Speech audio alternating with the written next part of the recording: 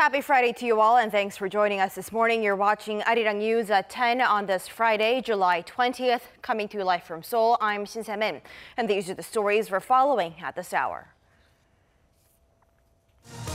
Pushing for deregulation, South Korean President Moon Jaein kicks off part 2 of his innovative growth policy by making a field visit to a hospital, the first of its kind in 3 weeks after calling off a regulation reforms inspection meeting. The hardcore summer weather continues on this Friday, with the nation stifled by a heat dome covering the region.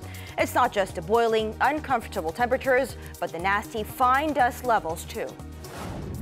And the Koreas start their joint inspection on railways as they try to modernize and connect rail links over the inter-Korean border. Now, their field inspection starts today on the eastern coast of the peninsula. Our top story this morning, the heat wave gripping Korea is refusing to give us all a break for a while, with a mercury forecast to hit close to 40 degrees Celsius in some parts of the country on this Friday. Now, the extreme heat is especially dangerous to the elderly and children, and experts are informing people of ways to stay safe as a number of patients admitted to hospital with heat stroke and other heat-related ailments soars. Our Lee Seung-jae starts us off. To say the weather has been hot in Korea this summer is an understatement, with day after day of blistering temperatures nationwide. The southeastern city of Daegu, notorious for its summer heat, is forecast to swelter under a high of 38 degrees Celsius on Friday. Seoul won't be that much cooler at 34 degrees. Temperatures are expected to remain in the 30s for the weekend, with heat wave warnings remaining in place. The heat wave has also led to a rise in the number of casualties, with over 700 people admitted to hospital due to heat-related health conditions. Of that total, more than 200 people were hospitalized during the past week alone. The number is higher than last year and the year before that. The Ministry of Agriculture, Food and Rural Affairs says as many as 790,000 livestock in Korea have died as of Tuesday due to the heat. The number is nearly 30% more than during the same period last year, when 600,000 animals died. So how can we prevent ourselves from falling foul of the dangerous heat? An expert says is as simple as remembering 3 things. Many people are concerned about the heat wave: water, shade and rest. Just follow these 3 things and you can prevent the worst from happening. With the August heat still ahead of us, experts advise against children and the elderly spending too much time outside, as they are the most vulnerable to the extreme heat. Lee Seung-jae, Arirang News. And as we just heard in that report, it's forecast to be another steamy day here in South Korea and in other parts of the country. Now, but the weather has become a major health concern, with more and more people suffering from heat stroke. Now, for more on this, we connect live to our Lee Ji-hyun at the Weather Center for us. Now, Ji-hyun, tell us more about the heat exhaustion and the heat stroke. Good morning, Semin. Sure. Well, heat exhaustion can happen when your body gets too hot. And if it's not treated quickly, then it can lead to heat stroke, which is when the body temperature rises to a level that can cause brain or organ damage. So health experts say it's very important to stay hydrated. And intense heat will continue across the nation. And Daegu and Gyeongsang-Bukdo province could see highs reaching up to 38 degrees Celsius this afternoon, but it could feel like nearly 40 degrees with high humidity and burning sunshine. And the rest of the country will also have a sweltering day under blazing sunshine. And the heat is getting stronger. Temperatures will rise even further starting this weekend, and we could see highs soaring to 36 degrees Celsius here in the capital. And what's more, southern provinces will have high levels of ultra-fine dust, while Daegu and Gyeongsang-Bukdo province will be dusty all day today. So intense sunshine and steamy conditions are in the forecast for this afternoon, with Seoul getting up to 34 degrees. Daegu and Gyeongju will top out at 38 degrees this afternoon. So be prepared for the heat before heading out today. I'll have more updates in our later newscast. Thank you, Jian, for those updates. Now turning focus to the spotlight to the people while still struggling with their pain of losing their loved ones in one of South Korea's worst ever maritime disasters. A local court on Thursday ordered the government and the operator of the Sewol-ho ferry to pay them tens of millions of dollars in compensation. Our Moon Jaein tells us more. On Thursday, the Seoul Central District Court held the state and the ferry operator Geunhye Marine responsible for the tragedy in which the Sewol-ho ferry capsized in 2014, killing more than 300 passengers. The court ordered them to pay compensation worth some $177,000 to the beneficiaries of the deceased and $35,000 to their parents.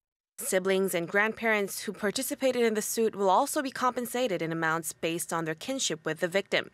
The suit was filed nearly 3 years ago by some 350 relatives of 118 of the victims who claimed that the state and the ferry operator were responsible for neglecting safety management and for not launching a swift rescue.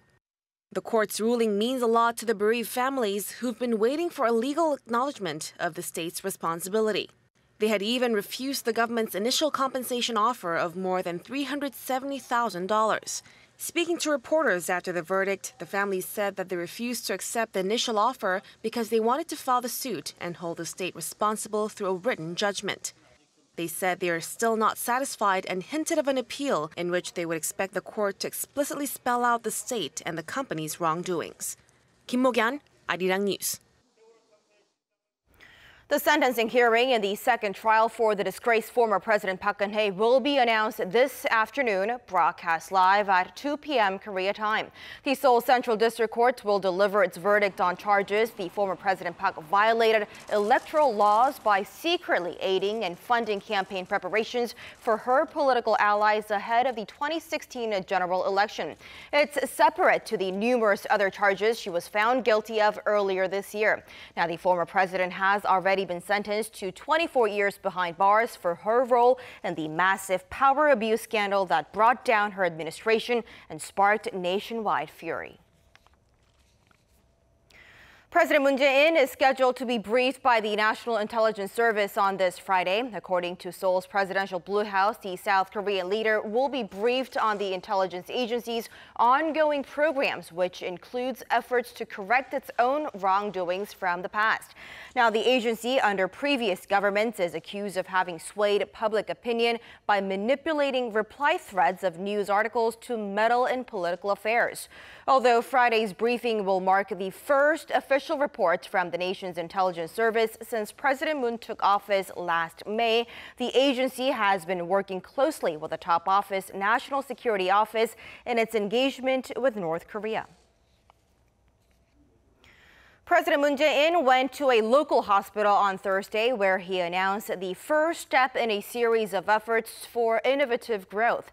Now, the president again called for extra efforts to remove excessive and unnecessary regulations, this time starting with the medical field. Our Cha Sang-mi reports. The chair of the Korean Society of Type 1 Diabetes, who has a son with the disease, explained how she had to look abroad to order a device to check her little son's blood sugar without having to poke his finger to draw blood over 10 times a day. Her efforts were praised by President Moon Jaein, who was on a visit Thursday to a university hospital for an event related to his policy of pursuing innovative growth. President Moon said this is just one of many cases where regulations keeping devices off the market for too long have caused patients and their families to despair.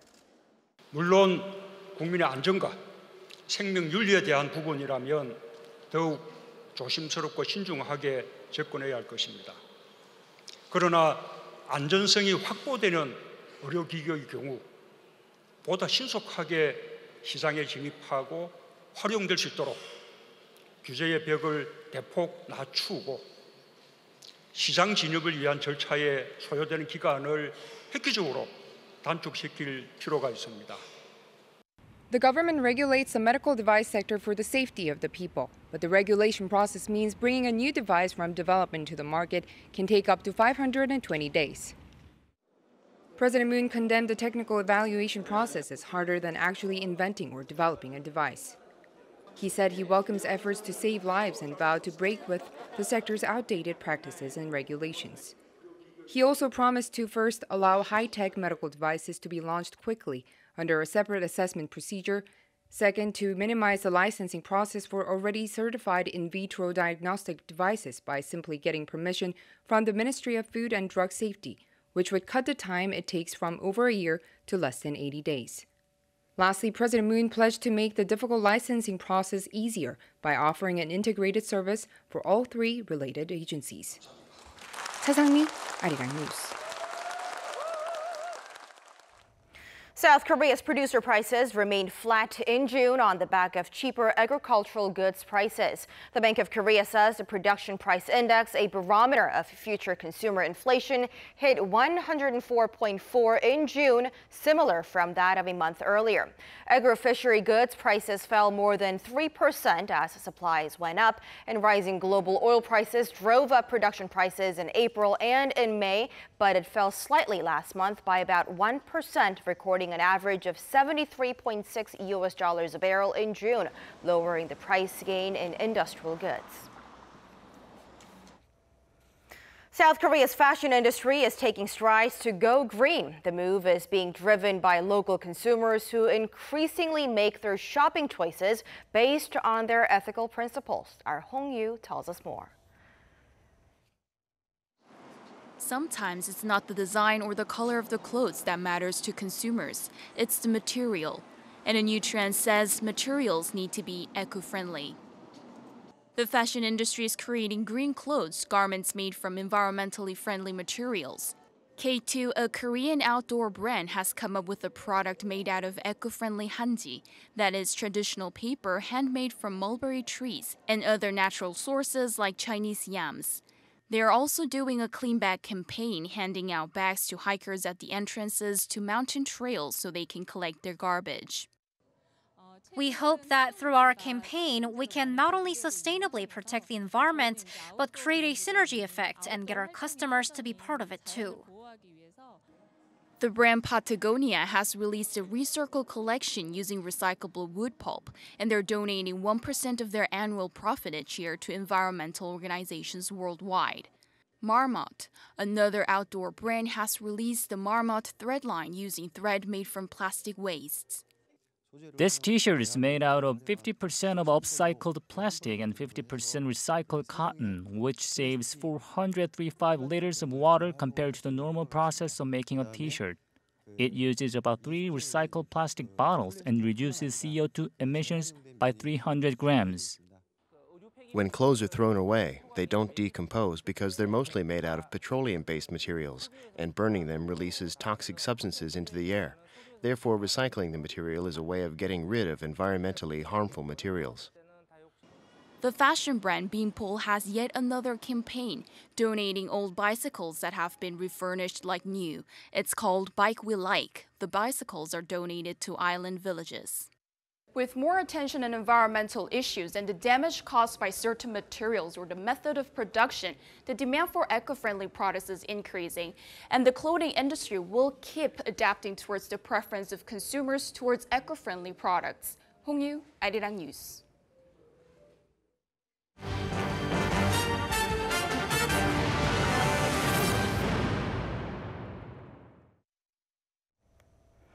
Officials from the two Koreas are beginning railway inspections north of the border today. South Korea's Unification Ministry says both Seoul and North Korean officials will inspect rail lines along North Korea's eastern coast. Now, the authorities will check the section between Mount Kumgang and the military demarcation line and hold a meeting afterwards. Seoul is sending a 15-member delegation led by the Railway Bureau Chief of the Transport Ministry, and Pyongyang is sending a 6-member delegation headed by a senior official from its railway ministry. Now, the move comes as Seoul and Pyongyang agreed to modernize railways in North Korea, as well as those that cut across the inter-Korean border at their railway talks last month. And ever since the historic Panmunjom summit between the leaders of the two Koreas back in April, both Seoul and Pyongyang have been engaging in dialogue and working together in various fields.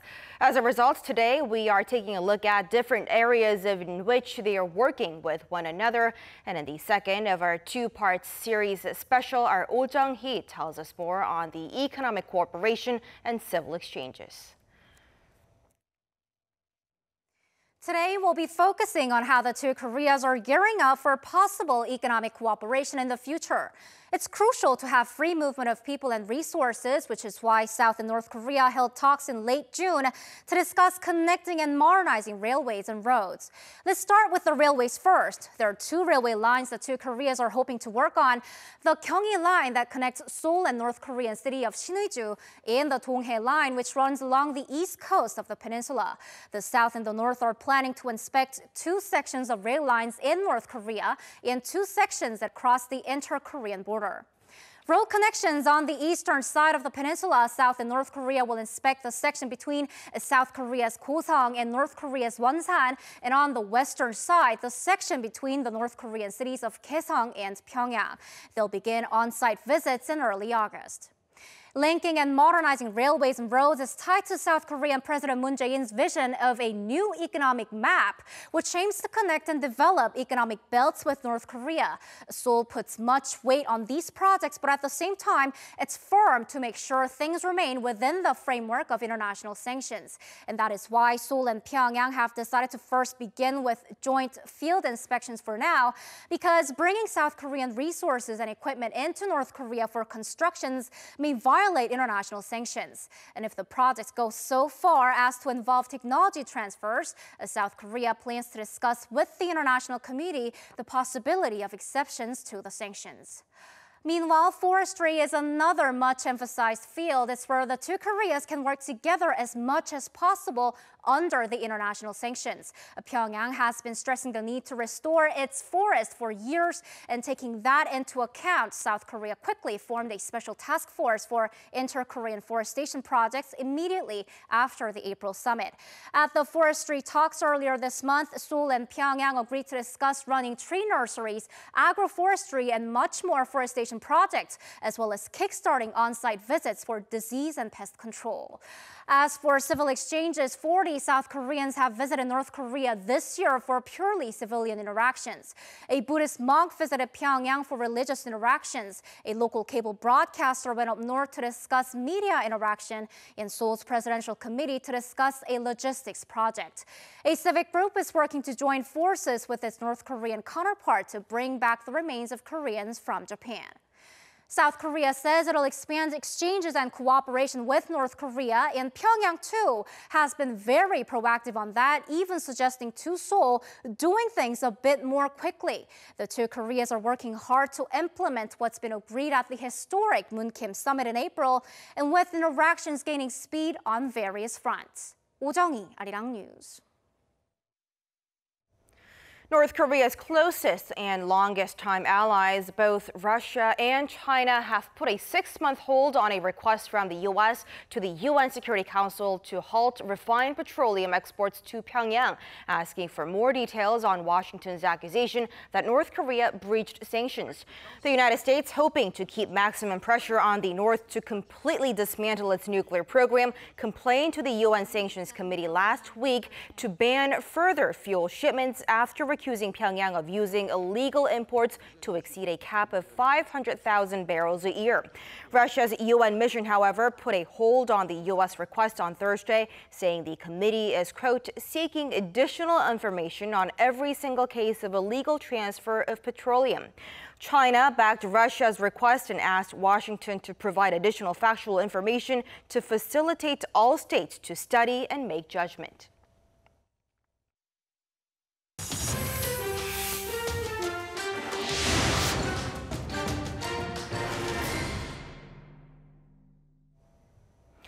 U.S. President Donald Trump has rejected Russian President Vladimir Putin's proposal to allow Russian authorities to question U.S. citizens. Now, the offer was made during a summit between the two leaders where, in return, Putin offered to allow American investigators access to 12 Russians who were indicted for meddling in the 2016 U.S. elections. For more on this and other news around the world, we turn to our Aram at the News Center. So, Aram, yet another turnaround from U.S. President Donald Trump. That's right, Semin. During the Helsinki summit, Trump said Putin had made what he called an incredible offer. That idea that Trump was open to allowing Russian investigators to question U.S. citizens for unspecific crimes sparked outrage. Following bipartisan criticism, the White House said in a statement on Thursday that Trump now disagrees with Putin's offer. The day before, it said Trump was considering it. White House Press Secretary Sarah Sanders added that Washington hopes Putin will have the 12 Russians indicted for U.S. election meddling come to the U.S. to prove their innocence or guilt. The Russians reportedly want to question financier Bill Browder, a Putin critic who played a key part in the U.S. imposing sanctions on top Russian officials 6 years ago for corruption. Another person on Russia's radar is Michael McFaul, who was the U.S. ambassador to Moscow under Barack Obama and also a Putin critic. The Senate, meanwhile, unanimously approved a resolution in a 98-0 vote opposing Moscow's questioning of U.S. citizens. Also, on Thursday, the White House said Trump directed his national security advisor, John Bolton, to invite Putin to Washington in the autumn. Meanwhile, as the political firestorm over his summit with Putin continues, President Trump has weighed in on his country's monetary policy. In an interview with CNBC that was broadcast on Thursday, Trump said he was unhappy about the Federal Reserve's interest rate hike amid his efforts to boost the economy.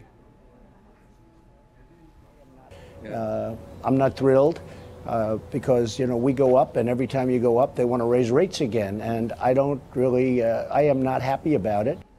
His remarks break more than 20 years of White House tradition of steering clear of comments on central bank policy and the value of the dollar. The White House later issued a statement saying Trump respects the Fed's independence and is not interfering with its policy decisions. French President Emmanuel Macron is in hot water after one of his aides, dressed as a police officer, was filmed beating a student demonstrator in Paris. Alexander Benalla, assistant to the president's chief of staff, is now under investigation by French prosecutors and could face a slew of charges, including violence by a public official and illegal use of police insignia. The video was taken during the May Day protests and revealed by the French newspaper Le Monde on Wednesday. In the clip, Benalla can be seen dragging a woman down the street, grabbing her by the neck. He then goes back and drags a man along the floor before hitting him. Denis Ten, a Kazakh figure skater of Korean descent and former Olympic bronze medalist, has been stabbed to death at the age of 25. Our Cheshi Young has more details. Kazakh figure skater Denis Ten has been stabbed to death in Almaty, Kazakhstan. According to Kazakhstan news agency Kazinform, Denis Ten was stabbed by two unidentified men who tried to steal his car on Thursday local time. He came to the clinic in a critical condition, clinically dead. All efforts of the clinic and the city were made to try to save his life. His death shocked fans in South Korea. Ten was a great-great-grandson of a famous Korean independence fighter, and he used to tell people that he was proud of his Korean lineage. Ten belongs to the same agency as South Korean figure skater Geunhye. He competed at the 2018 Pyeongchang Olympics and was expected to increase his activity in Korea, such as meeting his fans. 최시영, Arirang News.